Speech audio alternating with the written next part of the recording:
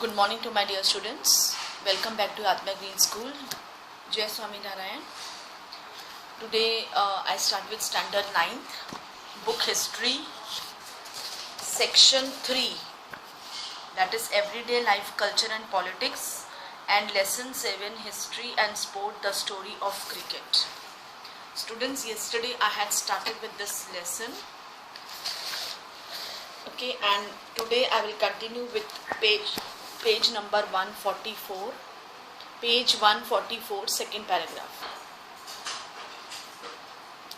If you look at the game's equipment, you can see how cricket both changed with changing times and yet fundamentally remained true to its origins in rural England.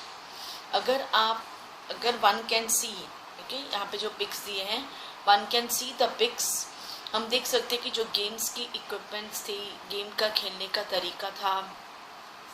See, you can see this posture on page number 144. ये posture कैसे लिखा हुआ है? Gentleman versus players. जैसे हमारे यहाँ पे Australia versus India होता है या साउथ अफ्रीका वर्सेस इंग्लैंड होता है, पर यहाँ पे मतलब टोटली टेक्सचर जो इस गेम का था वो जैसे जैसे एरा बीतता गया, it has been changed. If you look at the game's equipment, you can see how cricket both changed with changing times and yet fundamentally remained true to its origin in rural England. Cricket's most important tools are all made of natural and pre-industrial materials. ये जो cricket के जितने भी equipments tools बने थे, ये सब natural would say बने हैं एंड ये तभी बने हैं जब इंडस्ट्री सेटअप भी नहीं हुई थी, कोई मटेरियल्स भी नहीं थे. Okay, the bat is made of wood as are the stumps and the bails. बस सिर्फ फॉरेस्ट की लकड़ी से ये बने गए थे. हाँ, इसके ऊपर पॉलिश वगैरह कर दिया एंड ओके, सो मतलब मटेरियल्स भी नहीं थे और एकदम नेचुरल थे और उस टाइम के थे जब इंडस्ट्री सेटअप भी नहीं हुई थी.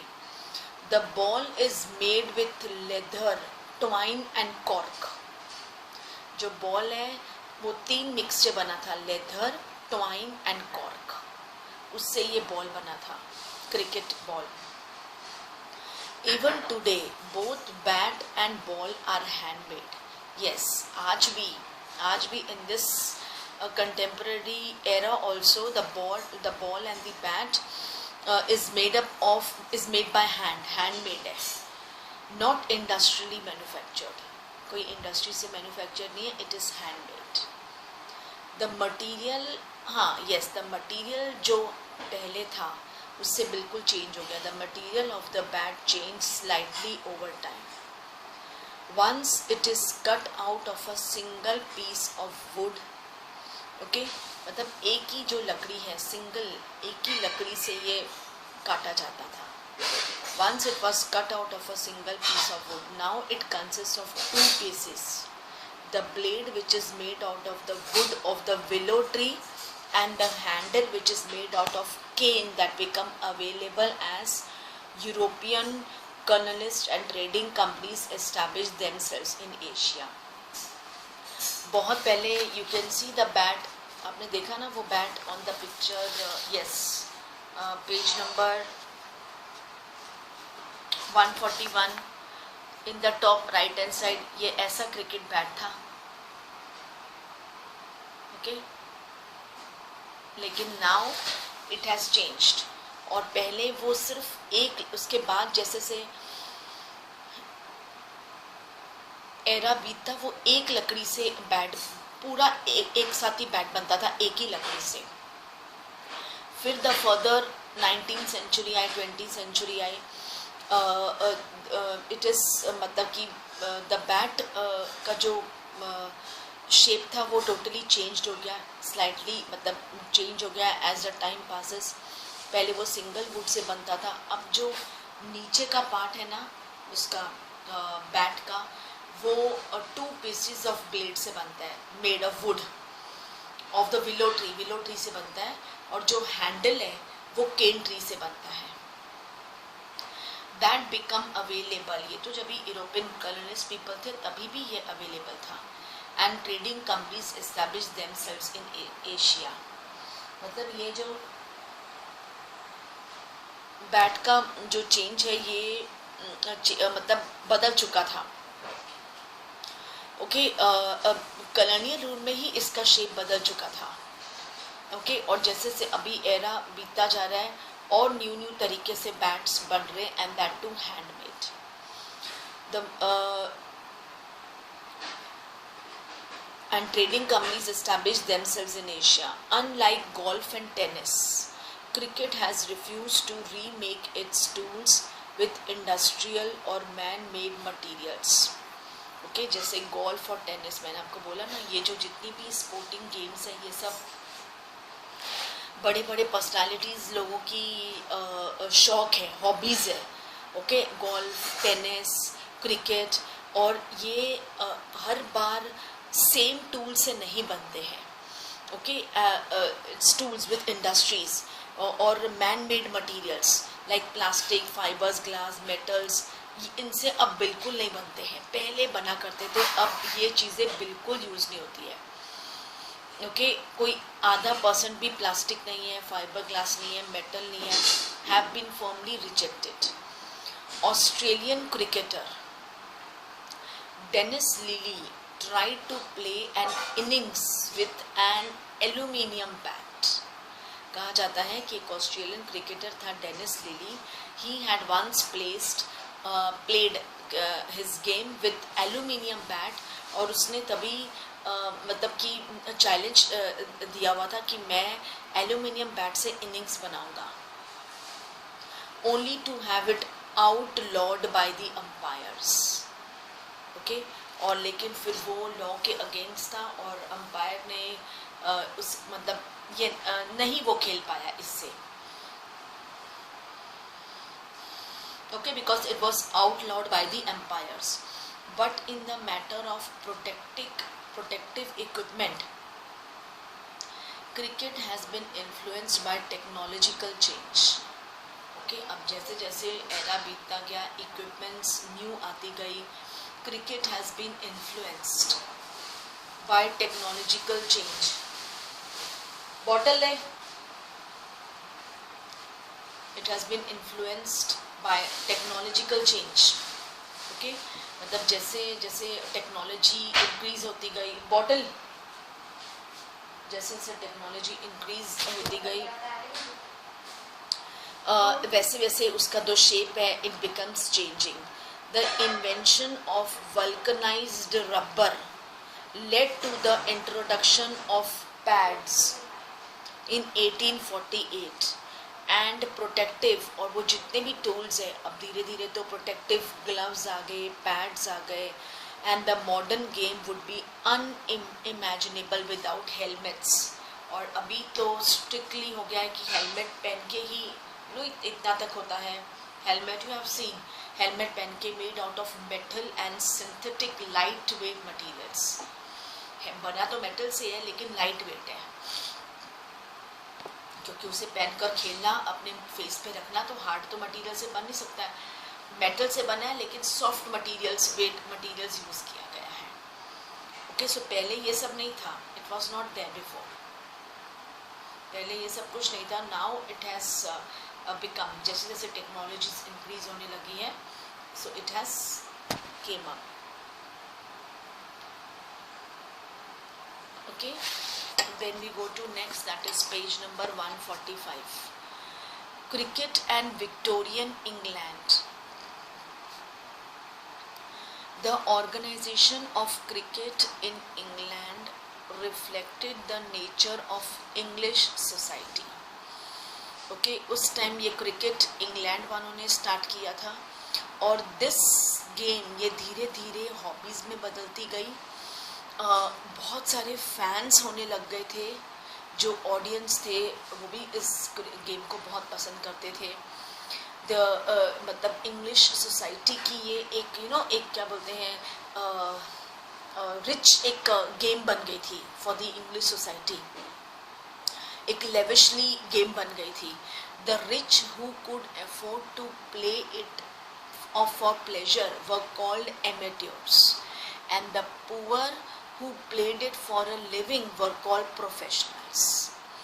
अब जो ये इंग्लिश सोसाइटी है, जो रिच पीपल है, जो ये अफोर्ड कर सकते थे, वो सिर्फ मतलब कि वो लोग खेलते थे, वो सिर्फ अपनी एंजॉयमेंट के लिए खेलते थे, only for pleasure, okay.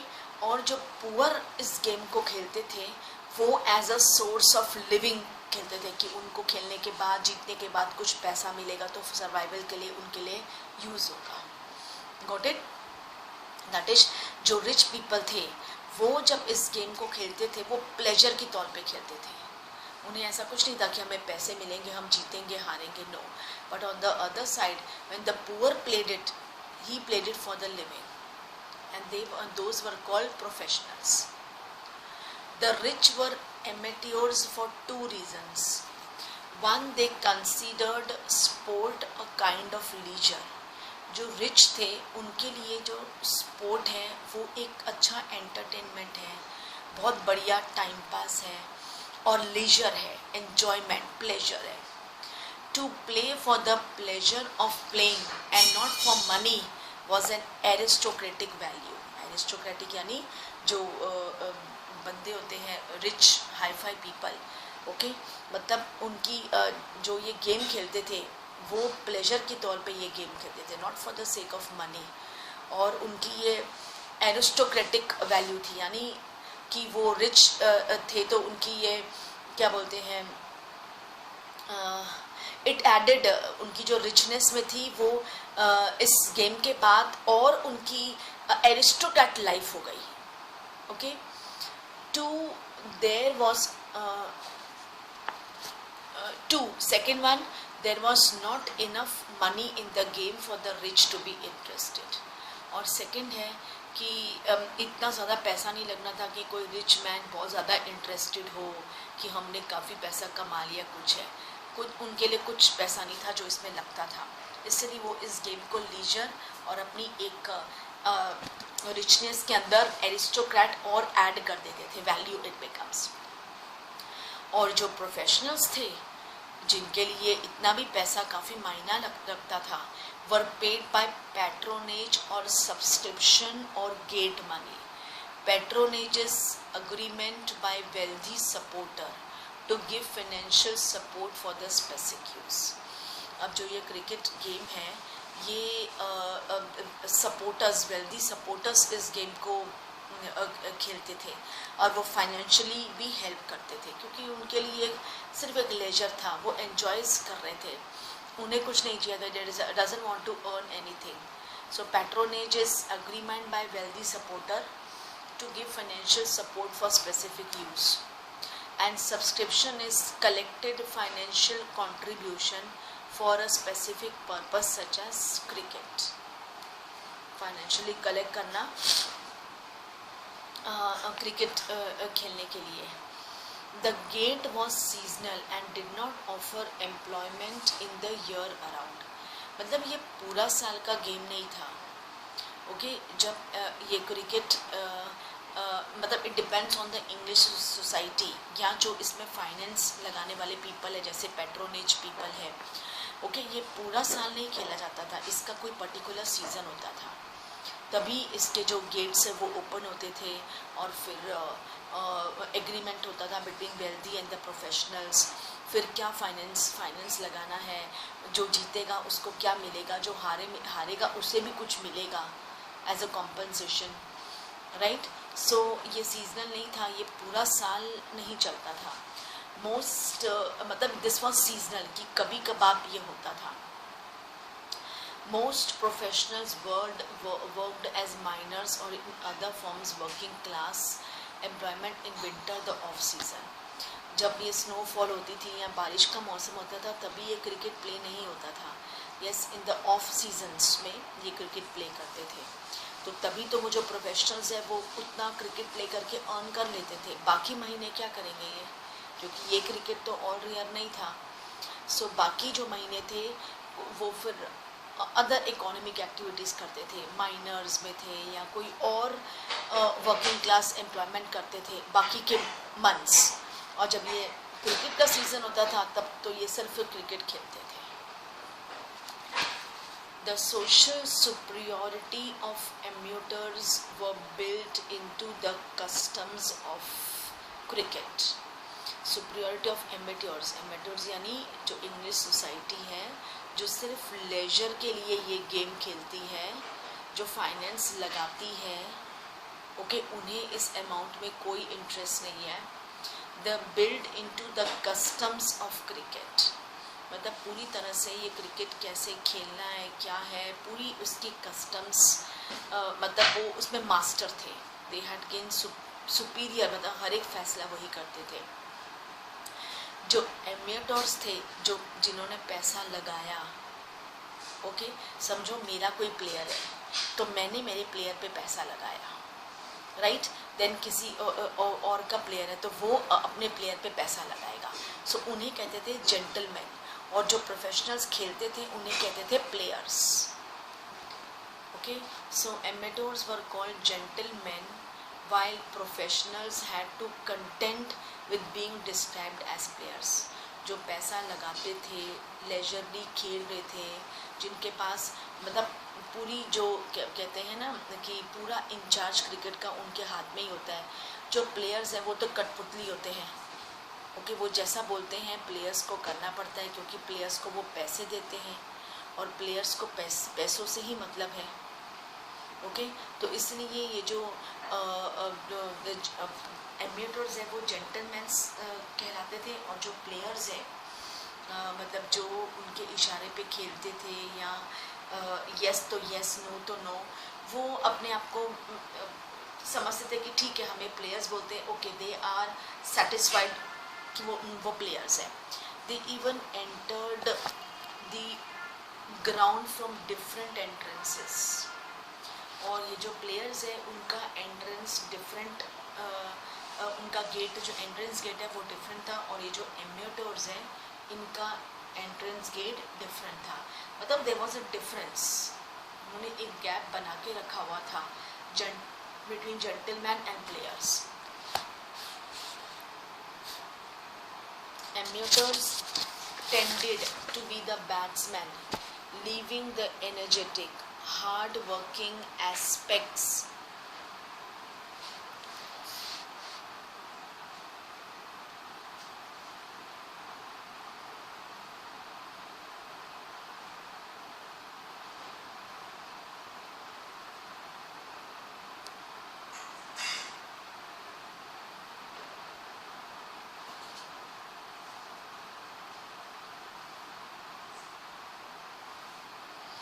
okay, hard-working aspects of the game like fast bowling to the professionals. ये जो जेंटलमैन है ये पहले बैटिंग यही करते हैं, okay, that is amateurs tended to be the batsmen, leaving the energetic, hard-working aspects of the game like fast bowling to the professionals. That is partly why the laws of the game always give the benefit of the doubt to the batsman.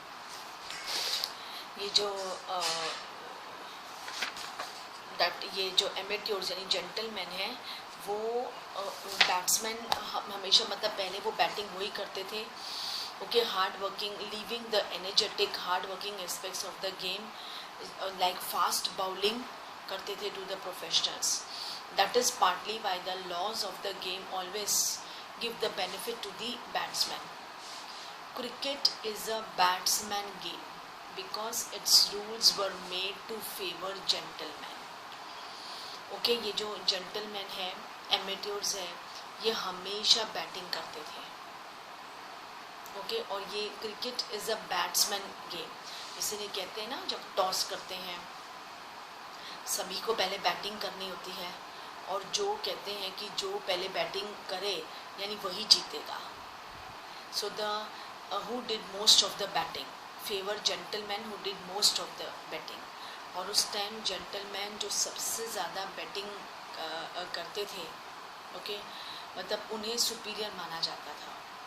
The social superiority of the amateur was also the reason the captain of a cricket team was traditionally a batsman. Okay, यानी कि Batman जो कहते हैं ना कि batsman है, हम लोग नहीं बोलते हैं ये बंदा बैटमैन है, बहुत बढ़िया बैटिंग करता है, ये बंदा बाउलिंग है, बहुत बढ़िया बाउलिंग करता है, ये बंदा बहुत बढ़िया फील्डिंग करता है।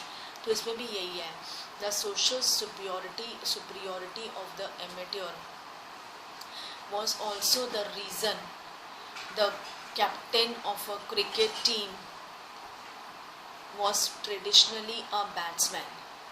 ओके, और क्रिकेट टीम के उस टाइम में क्रिकेट टीम के कैप्टन को उसी को बनाया जाता है जो एकदम बढ़िया बैट्समैन हो।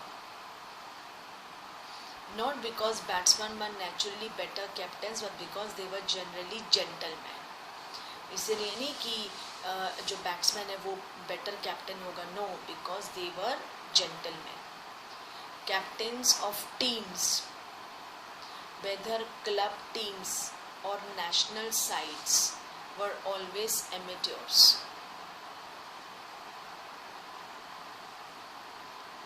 Okay, that is captains of teams, whether they are club teams or national sides, they were always amateurs.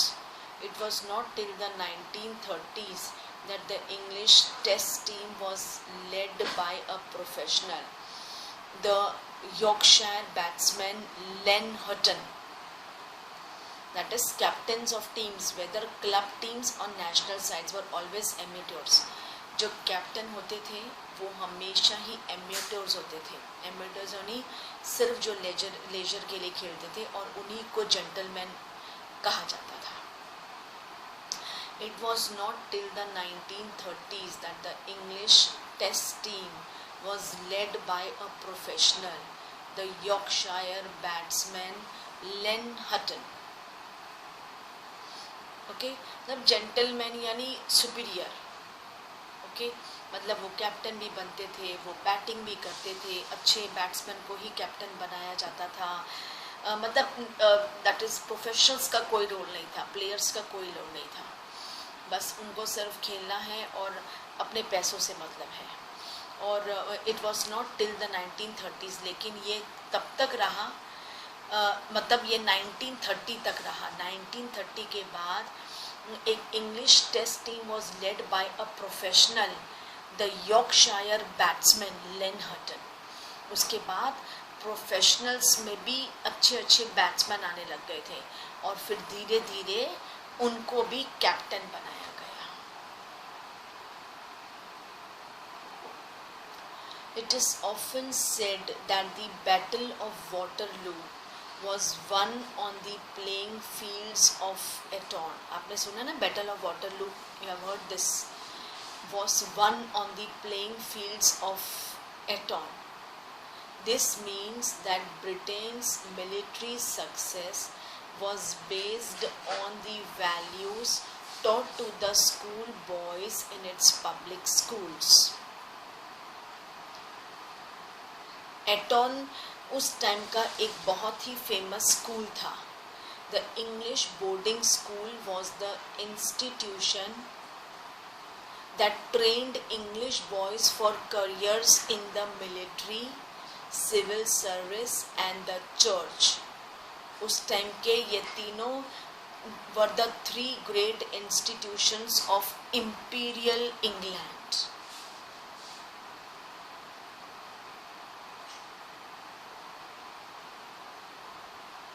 मतलब उनको ये सिखाया गया सब कुछ इस इंग्लिश बोर्डिंग स्कूल में। ये एक इंस्टीट्यूशन स्कूल था ओनली, जहाँ पे इंग्लिश बॉयज़ को आगे करियर में, यानी वो मिलिट्री में जाना चाहे, सिविल, तो वो लोग उनको ट्रेनिंग देते थे अच्छी बहुत। इसीलिए ये बैटल ऑफ वाटरलू जीत पाए इंग्लैंड, क्योंकि वहाँ पे ये तीनों बहुत उस टाइम के बड़े इंस्टीट्यूशंस थे of this imperial England. By the beginning of 19th century, men like Thomas Arnold, headmaster of the famous rugby school and founder of the modern public school system, saw team sport like cricket and rugby not just as outdoor play, but as an organized way of teaching English boys the discipline, the importance of hierarchy, the skills, the codes of honor, and the leadership qualities that help them build and run the British Empire. ये उस time के जितने भी sports थे ना, जैसे rugby you can say, ये cricket, then और भी, तो मतलब ये उस टाइम के स्पोर्ट्स थे, जो क्रिकेट रग्बी, ये इंग्लैंड वाले ये नहीं समझते थे कि ये सिर्फ एक आउटडोर प्ले है। नो, वो समझते थे कि इसमें ये मतलब एकदम सलीके से खेलना चाहिए ये प्ले को। इसके लिए जो खेल रहे हैं उनको टीचिंग्स की ज़रूरत है, डिसिप्लिन की ज़रूरत है ना। ये जो स्पोर्ट प्ले है ना, ये सिर्फ स्पोर्टिंग नहीं है, ओके। इसमें क्योंकि ये जो क्रिकेट वगैरह रग्बी है, ये बड़े बड़े रिच पीपल इस खेल को देखते हैं और इस पे पैसा लगाते थे। तो इन्होंने सोचा कि ये सिर्फ ऐसे ही आम प्ले नहीं है क्रिकेट एंड रग्बी, मतलब ये एक ऐसी गेम है जहाँ पे जो बॉयज़ खेलते थे उन्हें अच्छी तरह से सिखाया जाए इस प्ले के बारे में, ऑर्गेनाइज्ड वे ऑफ टीचिंग हो इस गेम के बारे में, जहाँ डिसिप्लिन हो, इम्पोर्टेंस ऑफ हायरार्की हो, स्किल्स हो, ऑनर मिले। ये ऑनरेबल स्पोर्ट्स है, ये वाले स्पोर्ट्स गेम है। Honour and the leadership qualities that help them build. जैसे आज कोई क्रिकेट का कैप्टन बनता है कुछ है, तो उनको तब एक वो लीडरशिप क्वालिटी होनी चाहिए उसके अंदर, तभी कोई लीडर बन सकता है। अगर किसी बंदे में क्वालिटी होती है, पॉलिटिक्स की क्वालिटी होगी या स्पोर्ट्स की क्वालिटी होगी या किसी चीज़ की भी, तो वो बंदा उसमें आगे आता है। तो वो क्वालिटी होनी चाहिए, तभी लोग उसे अपना लीडर बनाते हैं। तो वो क्वालिटी पाने के लिए यू हैव टू स्टडी, आपको टीचिंग्स लेनी पड़ेगी, डिसिप्लिन, उसके रूल्स एंड रेगुलेशन सीखने पड़ेंगे, ओके। एंड वो ऑनर आपको लेना पड़ेगा, दैट और वो लीडरशिप क्वालिटीज़ होगी that will help to build and run the British Empire. ये उस टाइम ब्रिटिशर्स ये सोचा करते थे, okay students. So up till here I had explained. I will continue tomorrow again from this page number 146, second paragraph. Please do read the lesson again and prepare yourself for the second periodic test and about that subject enrichment activity. Okay, today tomorrow is the last day, right? और उसके बाद आप सबको 0 दिया जाएगा। Okay, you don't make any excuses after that because the 15th October was the last date. Okay, so with that I wrap up my class here. Thank you to all. Take care.